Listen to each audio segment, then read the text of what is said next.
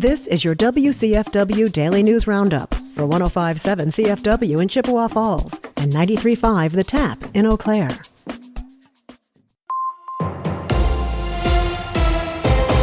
For 105.7 CFW News, I'm James Kelly.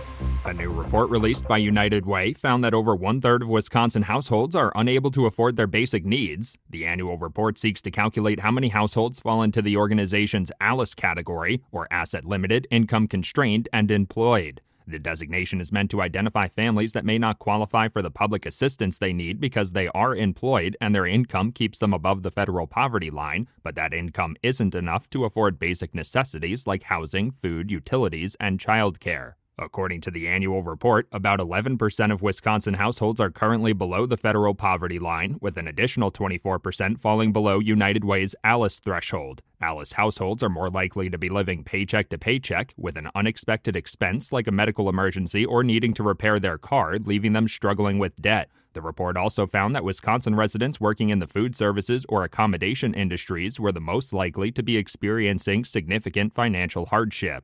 The Village of Fall Creek Police Department is reminding area residents of the new downtown parking limits in effect. According to a social media post, a recent ordinance update adding a 2-hour parking limit in the downtown district officially went into effect this week. Under the new ordinance, the 2-hour limit will be active in the Lincoln Avenue and State Street area from 7 a.m. to 7 p.m. Monday through Saturday. Village officials say the new parking limits are meant to support local businesses by improving parking turnover in high-traffic areas.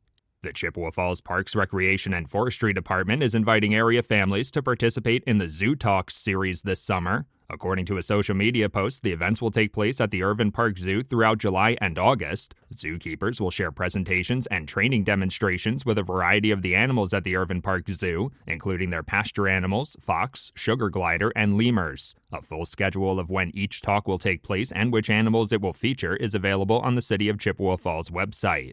For 105.7 CFW News, I'm James Kelly. For Civic Media News, I'm Connie Fellman.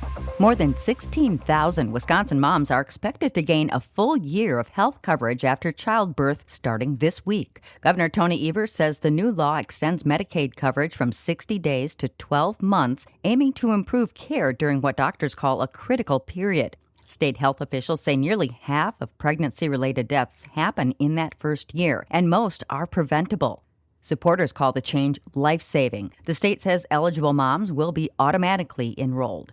Baseball-sized hail pelted Fond du Lac and Sheboygan counties yesterday as storms ripped through northeast Wisconsin. Nearly 70-mile-per-hour winds toppled trees and knocked out power for more than 12,000 homes from Green Bay to Winnebago County. The National Weather Service is forecasting more possible thunderstorms for the Green Bay and Fox Valley areas later this afternoon. A piece of American history will be sailing into the Bay of Green Bay to help thank those who gave us the independence we're celebrating this weekend. The historic tall ship Utopia sails into port tomorrow, offering the public multiple opportunities to experience part of Wisconsin's maritime history. Free deck tours are open to the public, as well as ticketed charters and tours. The Utopia will also host a morning veteran cruise on July 4th. How patriotic are you feeling as we gear up to celebrate our country's 250th birthday? A recent survey found that here in Wisconsin, we're in the middle of the road when it comes to patriotism. A recent Wallet Hub survey ranked the 50 most patriotic states in the country based on military and civic engagement. The finance website looked at items such as the number of military enlistees and veterans, and how many people voted in the 2024 election. The Badger State was ranked 25th in the survey, but was listed 15th in the civic engagement category. In case you were wondering, Virginia was ranked as the most patriotic state. The Oshkosh Police Department has seized more than 600 illegal fireworks from a stand following an investigation last week. Police say they became aware of the stand on June 26th after receiving information that it may be selling fireworks. An inspection was conducted the following day and found the business selling prohibited fireworks out of a separate trailer parked away from the main stand. The materials are estimated to be worth $29,000. The investigation remains ongoing. Wisconsin conservation wardens are teaming up with local law enforcement to keep people safe on our waterways and roadways this holiday weekend. The DNR's Operation Dry Water goes into effect today, with additional patrols on lakes and rivers looking for impaired boaters. As Civic Media's James Kelly tells us, authorities are also double-teaming to keep drunk drivers off the roads. In addition to the increased enforcement on the water by the DNR, AAA will once again work to keep impaired drivers off the road. The organization will officially reactivate its Tow-to-Go program, running from 6 p.m. on Friday to 6 a.m. on Monday. The program allows AAA members and non-members who become too impaired to drive to call for a ride and a tow for their vehicle for free. Organization officials are also reminding residents that the Tow-to-Go program should be a last resort, and if they plan to consume alcohol, they should arrange their own ride. For Civic Media News, I'm James Kelly. Last year, close to 800,000 people called AAA for roadside assistance over the July 4th period. Wisconsin lawmakers are encouraging kids to avoid screens this summer. The Wisconsin Partnership for Kids hosted a kickball game between state legislators and youth players during a local summer camp in Waunakee this week. The two sides played each other at Heritage Elementary School. Democratic Representative Alex George told WMTV she hopes children take more opportunities to get out and socialize, noting what she described as a direct connection between screen time and isolation. Fireworks are a favorite part of the 4th of July holiday for many, but as Civic Media's Melissa Kay tells us, that fun can blow up quickly if fireworks aren't used safely. Fireworks can be a blast, but they can also ruin the fun if someone gets hurt and are no fun at all for those sensitive to loud, unexpected noises. Eric Mackey, MD, an Aspirus emergency medicine physician, said they see a lot of burn injuries from fireworks. One of the most common things that causes burns is sparklers. They are fun, and I know everybody enjoys them at this time of year, but they burn at an extremely high temperature, and even when the firework has completed, the residual stick from the sparkler remains very hot. An important safety strategy involves making sure children are supervised appropriately and that an adult is the one igniting the fireworks. For Civic Media News, I'm Melissa Kay. Last year, tens of thousands of people were treated in emergency departments in the U.S. for fireworks-related injuries.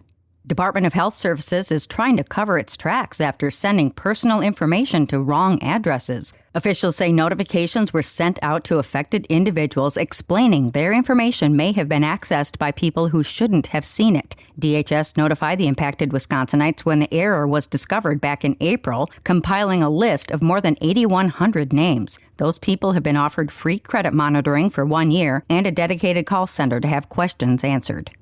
State wildlife officials say conflicts involving gray wolves, livestock, and pets are declining. The Department of Natural Resources paid about $200,000 in damage claims this year, almost $100,000 less than in 2024. Officials say complaints and verified wolf conflicts are down across the board. The DNR credits predator-proof fencing with helping protect livestock from wolf attacks. This comes as 2 federal bills seeking to remove gray wolves from the endangered species list remain pending. For many of us, the brightly colored explosions in the sky are a favorite part of celebrating our country's birthday. But as Civic Media's Melissa Kay tells us, for those who fought for the freedom we're celebrating, those fireworks can trigger painful memories. For our military veterans living with post-traumatic stress disorder, or PTSD, exploding fireworks can trigger distressing memories. The Wisconsin Department of Veterans Affairs recommends tips to help veterans and their friends and families manage PTSD during fireworks. For veterans, find out in advance if a celebration will include them and when. Remind yourself you are safe and consider using earplugs or other sensory aids. For family and friends, ask how you can help. Offer words of support such as, "I am here with you now," and help the veteran remember where they currently are and that it is safe. I'm Melissa Kay, Civic Media News. If you have a neighbor who's a combat veteran, veteran advocates ask that you just be courteous when shooting off fireworks. Consider letting them know, especially if you'll be lighting them off prior to the 4th or after.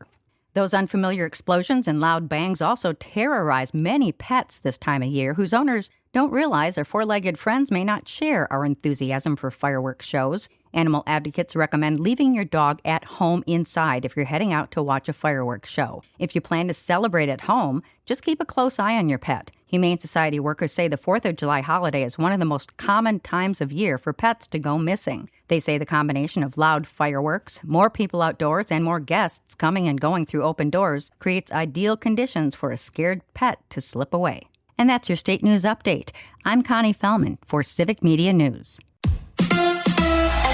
Baseball tonight. Hi, I'm Mike Clemens with sports. The Brewers on the road for this 4th of July weekend. They open up a 3-game weekend series tonight in Arizona against the Diamondbacks. It's part of an 11-game road trip, 5 games next week in St. Louis against the Cardinals, including a doubleheader on Tuesday. The next weekend, they're off to Pittsburgh to play the Pirates before the All-Star break. The Brewers losing yesterday to the Reds 7-2. Jacob Mizorowski taking the loss after giving up 5 runs in 5 innings. The Miz also informed because he's likely to pitch against the Pirates, he won't be able to start in the All-Star game. I get it. I get, we're not looking for right now. We're looking for, September, October. So, it sucks. Obviously, I want to throw in a game like that, but, so be it. That's the Brewers' Jacob Mizorowski. We'll have updates on the crew from Arizona throughout the weekend. With sports, I'm Mike Clemens. Chippewa Valley weather.